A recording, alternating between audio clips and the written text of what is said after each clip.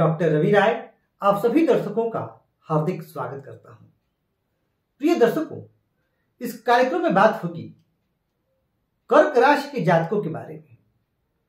शनि का जो राशि परिवर्तन हो रहा है, जब शनि मीन राशि में प्रवेश करेंगे तो कर्क राशि के जातकों पर इसका क्या प्रभाव होगा। वर्तमान में अभी कर्क राशि के जातकों की ढैया चल रही है। निसंदेह कर्क राशि के जातक ढैया से मुक्त हो जाएंगे, और जब ढैया से मुक्ति मिलेगी तो क्या सकारात्मक बदलाव इनके जीवन में आएंगे। क्या कर्क राशि के जातकों का व्यापार, व्यवसाय या नौकरी जो लोग करते हैं, क्या यह तरक्की की ओर जाएगा? क्या ये पदोन्नति को प्राप्त करेंगे? आर्थिक लाभ होगा क्या? जो वैवाहिक जिन्हें परेशानियां चल रही थी उनसे मुक्ति मिलेगी क्या? और क्या वैवाहिक जीवन में समरसता, सामंजस्यता स्थापित होगी क्या? विद्यार्थी वर्ग के लिए क्या रहने वाला है? यात्राओं का क्या योग है? स्वास्थ्य कैसा रहेगा? तमाम पहलुओं पर बात होगी। तो देखिए, ये जो मैं फलादेश कर रहा हूं यह गोचर पर आधारित है, शनि के गोचर पर, और कर्क राशि। आपको अपनी राशि देखनी है। अब आपको सिर्फ इतना करना है कि अपनी जन्म कुंडली देखें और देखिए क्या वहां चंद्रमा जहां स्थित है वहां 4 अंक लिखा हुआ है क्या। यदि 4 अंक लिखा हुआ है तो निसंदेह आपकी राशि कर्क है।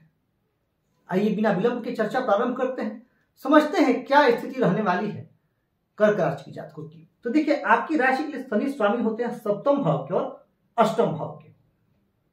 वर्तमान में ये अष्टम में चल रहे हैं, इसलिए कुछ परेशानियां हैं। खासकर कर्क राशि के उन जातकों को ज्यादा परेशानी है जिनकी महादशा और अंतर्दशा भी अनुकूल ग्रहों की नहीं चल रही है। अब जब शनिदेव यहां प्रवेश करेंगे तो क्या होगा। एक तो मीन राशि जहां शनिदेव सम स्थिति में होते हैं, साथ ही साथ ये भाग्य भाव। अब भाग्य भाव में शनि की ये स्थिति निसंदेह आपके भाग्य में अभिवृद्धि करने वाली होगी। धर्म कर्म में आपकी रुचि बढ़ने वाली है। साथ ही कर्क राशि के वो जातक जो लंबे समय से निराशावादिता के शिकार थे, मन में निराशा प्रवेश कर गई थी, हताशा प्रवेश कर गई थी, धीरे धीरे वह निराशा भी दूर होगी और वह हताशा भी दूर होगी और आपके अंदर सकारात्मकता का उदय होगा। सकारात्मक विचार आपके मन में आएंगे और आप मेहनत की तरफ बढ़िएगा। धार्मिक यात्राओं का भी यहां से योग बन रहा है। और धर्म कर्म में तो मैंने बताया ही, धर्म कर्म में आपकी रुचि भी बढ़ने वाली है। ये भाव परोपकार का भी है। वैसे भी जो कर्क राशि के जातक होते हैं परोपकारी स्वभाव के होते हैं और भावुक होते हैं, भावना में बह जाते हैं। किसी को दुखी देख करके ये स्वयं भी दुखी हो जाते हैं। इनका बड़प्पन है। जब शनिदेव यहां स्थित होंगे तो आपको अपने पिताजी के स्वास्थ्य का थोड़ा सा ध्यान रखना होगा और साथ ही साथ यह सुनिश्चित करना होगा कि आपके और आपके पिताजी के बीच किसी प्रकार का वैचारिक मतभेद ना हो।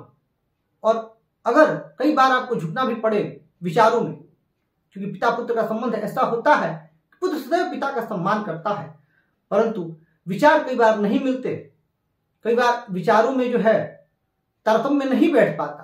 पर आपको प्रयास करना है कि आप विचारों में सामंजस्यता स्थापित अवश्य करें। देखिए, शनिदेव सप्तम के भी स्वामी हैं। अब चूंकि सप्तम के स्वामी हैं और भाग्य भाव में आ रहे हैं, पहली स्थिति क्या थी अष्टम में, तो आप कहीं ना कहीं अपने जीवन साथी को लेकर के परेशान थे, चिंतित थे। कर्क राशि के कुछ जातक अपने जीवन साथी के स्वास्थ्य को लेकर के परेशान थे, तो कई जातकों का जो है मन घर पे नहीं लग रहा था, तो कई जातक घरेलू कलह से काफी परेशान थे, तो कई जातक अपने परिवार को समय नहीं दे पा रहे थे, खासकर अपने जीवन साथी को। और जीवन साथी की शिकायत बराबर जो है बनी हुई थी, वो चीजें अब दूर होती हुई दिखाई दे रही हैं, क्योंकि सप्तमेश नवम भाव में आ रहे हैं।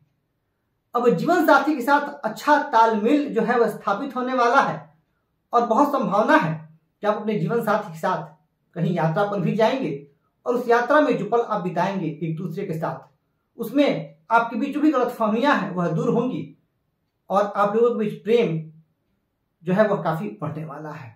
आप लोगों के बीच सामंजस्य बढ़ने वाला है। ये काफी अच्छी स्थिति यहां पर बनती हुई दिखाई दे रही है। अब यहां पर शनिदेव जब स्थित होंगे तो शनिदेव की दृष्टियां कहां कहां जाएंगी। तो शनिदेव की दृष्टि होगी लाभ भाव पर, शनिदेव की दृष्टि होगी पराक्रम भाव पर और शनिदेव की दृष्टि होगी छठे भाव पर, रोग ऋण और शत्रु के भाव पर। अब पहले इन दृष्टियों का मतलब बता देता हूं, उसके बाद बताऊंगा कि आपको कहां कहां सावधानी रखनी है और क्या उपाय करके कर्क राशि के जातक शनि के इस गोचर का बेहतर से बेहतरीन लाभ ले सकते हैं। तो देखिए, यहां पर जो लाभ भाव पर शनि की दृष्टि जा रही है, यह मित्र दृष्टि है, शुक्र की राशि है। आप लोग कमेंट करके बताइएगा जरूर, क्योंकि आप लोग जो प्रश्न पूछते हैं या जो मुझसे कुंडली कंसल्टेशन लेते हैं, उसमें कई कर्क राशि के जातकों को मैंने देखा है कि अभी जो मेहनत वो कर रहे हैं उसका उन्हें फल नहीं मिल पा रहा था, क्योंकि अभी जो स्थिति वर्तमान में जो स्थिति बनी हुई है 29 मार्च तक पहले की, वो क्या बनी हुई है, शनि यहां स्थित होकर के नीच दृष्टि जा रही है कर्म भाव पर। तो मेहनत तो आप खूब कर रहे थे, पर जो प्रमोशन होना चाहिए, जो रिवार्ड मिलना चाहिए मेहनत का, वो आपको नहीं मिल रहा था। परंतु अब यह स्थिति दूर होगी, क्योंकि यहां पर लाभ भाव पर मित्र दृष्टि होगी और लंबे समय से जो आप कार्य कर रहे थे, जो आप मेहनत कर रहे थे, अब उसका प्रतिफल आपको मिलने वाला है। आपकी इच्छाओं की पूर्ति होने वाली है, मित्रों का सहयोग मिलने वाला है।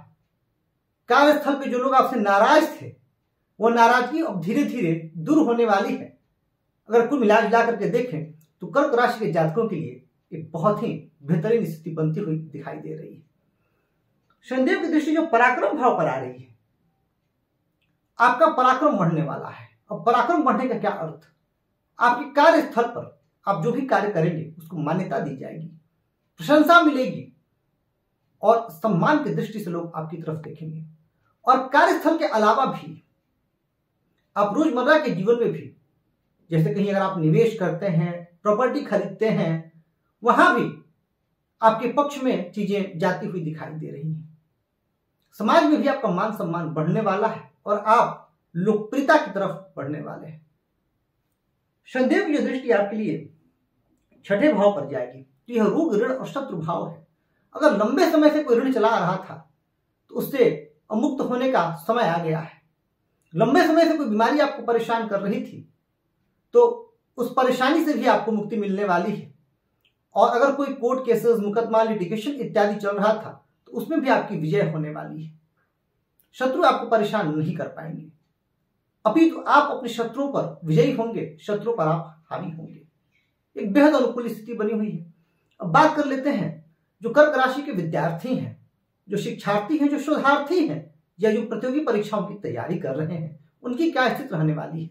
तो देखिए, अभी वर्तमान में बृहस्पति का संचरण आपके लाभ भाव में चल रहा है और शनि का जब गोचर यहां होगा तो कर्म भाव से जब शनि की दृष्टि हटेगी तो अप्रैल और मई का माह विद्यार्थियों के लिए विशेष अनुकूल है, शोधार्थियों के लिए विशेष अनुकूल है। और इस समय आप अगर कोई कंपटीशन फेस करते हैं तो उसमें आपकी सफलता का जो प्रतिशत है वो निस्संदेह बढ़ता हुआ दिखाई दे रहा है। कर्क राशि के जातक, ये सभी जातकों पर, सिर्फ विद्यार्थियों के लिए नहीं है, कर्क राशि के सभी जातक जुलाई से नवंबर के बीच कुछ परेशान होंगे। और इसलिए होंगे कि शनिदेव वक्र स्थिति में आ जाएंगे, परंतु नवंबर के बाद फिर पुनः आपके जीवन में चार चांद लगेगा, क्योंकि उस समय देवगुरु बृहस्पति कर्क राशि में अक्टूबर में आ रहे हैं। 19 अक्टूबर से जो आपके लग्न में होगा, आपका आत्मविश्वास बहुत बढ़ जाएगा। कर्क राशि के जातकों को जुलाई से नवंबर के बीच अपने स्वास्थ्य का विशेष ध्यान रखना चाहिए। जुलाई से नवंबर के बीच कोई बड़ा निवेश से बचना चाहिए। वैसे तो इस पूरे साल और आने वाले सालों में भी अब कर्क राशि के जातकों को शेयर मार्केट से लाभ होने की संभावना दिखाई दे रही है और यह लॉन्ग टर्म निवेश में संभव होगा। जो लोग ट्रेडर्स हैं उनके लिए स्थिति बहुत अनुकूल नहीं कही जा सकती, पर हाँ, जुलाई से नवंबर के बीच कोई भी जोखिम का कार्य आपको नहीं करना है। जुलाई से नवंबर के बीच आपको वाहन चलाते समय भी विशेष सावधानी रखनी है और जुलाई से नवंबर के बीच कुछ बीमारियां आपको परेशान कर सकती है, इम्यूनिटी सिस्टम कुछ वीक हो सकता है, पेट और लिवर से संबंधित समस्याएं आपको परेशान कर सकती हैं, तो इसका आपको थोड़ा सा ध्यान रखना है। और कुछ जातक एलर्जी की समस्या के भी जो है वो शिकार हो सकते हैं और ऐसा जुलाई से नवंबर के बीच होने की संभावना है, क्योंकि शनिदेव वक्री स्थिति में होंगे, तो वक्री स्थिति में होंगे तो थोड़ा सा उनका प्रभाव जो है वह दृष्टिगोचर अवश्य होगा।